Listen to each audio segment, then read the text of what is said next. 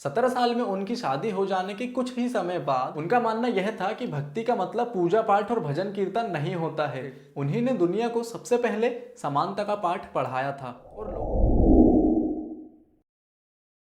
हैदराबाद में बने रामानुजाचार्य के स्टैचू का नाम स्टैचू ऑफ इक्वलिटी रखा गया है, जिसका मतलब समानता की एक मूर्त होता है, यानी कि एक ऐसी मूर्ति जिसको देखकर लोगों के मन में एक दूसरे के प्रति समानता और इक्वलिटी का भाव पैदा हो। स्टैचू ऑफ इक्वलिटी को संत रामानुजाचार्य के जन्म के 1000 साल पूरे हो जाने के उपलक्ष्य में बनाया गया है।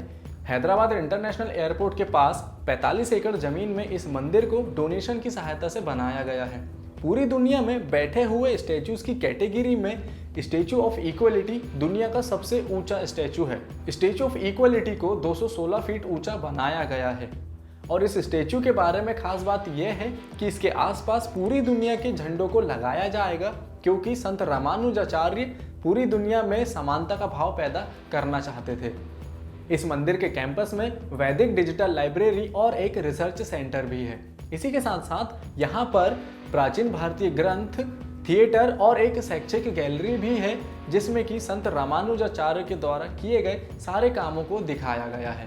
स्टैचू ऑफ इक्वलिटी को बनाने का प्रस्ताव इसी आश्रम के श्री चिन्नाजीयर स्वामी ने रखा था, जिसे कि 1000 करोड़ रुपए की डोनेशन से बनाया गया है। मंदिर के अंदर 120 किलो वजन की सोने से बनी एक मूर्ति को स्थापित किया गया है, क्योंकि संत रामानुजाचार्य का जीवन काल 120 वर्षों का था, इसलिए इस मूर्ति का वजन भी 120 किलोग्राम रखा गया है। तिरुचिरापल्ली के श्रीरंगम मंदिर में संत रामानुजाचार्य का पार्थिव शरीर को आज तक संभाल कर रखा गया है। संत श्री रामानुजाचार्य 11वीं सदी के एक महान समाज सुधारक थे। उन्हीं ने दुनिया को सबसे पहले समानता का पाठ पढ़ाया था और लोगों को यह बताया था कि किसी भी जाति या धर्म या संप्रदाय का व्यक्ति अगर भगवान को पूजता है, यानी कि ईश्वर को सच्चे मन से पूजता है, तो ईश्वर यानी कि भगवान उस पर कृपा ही करेंगे। भगवान किसी भी जाति या धर्म या संप्रदाय के व्यक्ति के आधार पर भेदभाव नहीं करता है। वैष्णव संत रामानुजाचार्य का जन्म 1017 में तमिलनाडु के एक छोटे से गांव में हुआ था। वे बहुत ही विद्वान थे और माना जाता है कि सिर्फ 16 साल की उम्र में उन्होंने सभी वेदों और शास्त्रों को पढ़ लिया था। 17 साल में उनकी शादी हो जाने के कुछ ही समय बाद उन्होंने संन्यास ग्रहण कर लिया था और वह घर से चले गए थे। अपने पूरे जीवन काल में उन्होंने 9 प्रसिद्ध पुस्तकें लिखे थे, जो कि मानव कल्याण के लिए बहुत ही उपयोगी है। वे ऐसे पहले संत थे जिन्होंने भक्ति, धर्म और वेदांत को जाति से दूर रखने की बात किए थे। धर्म, मोक्ष और जीवन में समानता रखने की सबसे पहली बात करने वाले भी यही संत थे। उन्होंने रामानंद को अपना शिष्य बनाए और बाद में रामानंद ने कबीरदास, सूरदास और रैदास जैसे महान कवियों को अपना शिष्य बनाए। 11वीं शताब्दी के महान संत बनने की वजह रामानुजाचार्य की सोच थी। उनका मानना यह था कि भक्ति का मतलब पूजा पाठ और भजन कीर्तन नहीं होता है।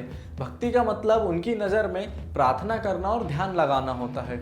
उस समय जातिवाद बहुत हुआ करता था, लेकिन उसके बावजूद भी संत रामानुजाचार्य का यह कहना था कि ईश्वर की कृपा किसी भी व्यक्ति के जाति या धर्म या संप्रदाय को देखकर नहीं बरसती है, बल्कि उस व्यक्ति पर बरसती है जो कि ईश्वर को ध्यानपूर्वक प्रार्थना करता है। उनकी इसी सोच से उन्होंने पूरी दुनिया को प्रेरित किया और दुनिया को सामाजिक समानता का पाठ पढ़ाया। तो दोस्तों, यह थी स्टैचू ऑफ इक्वलिटी के बारे में सारी जानकारियाँ। आशा करता हूँ कि यह वीडियो आपको पसंद आई होगी। इसी तरह की और भी वीडियोस को देखने के लिए हमारे इस चैनल को अभी सब्सक्राइब करें।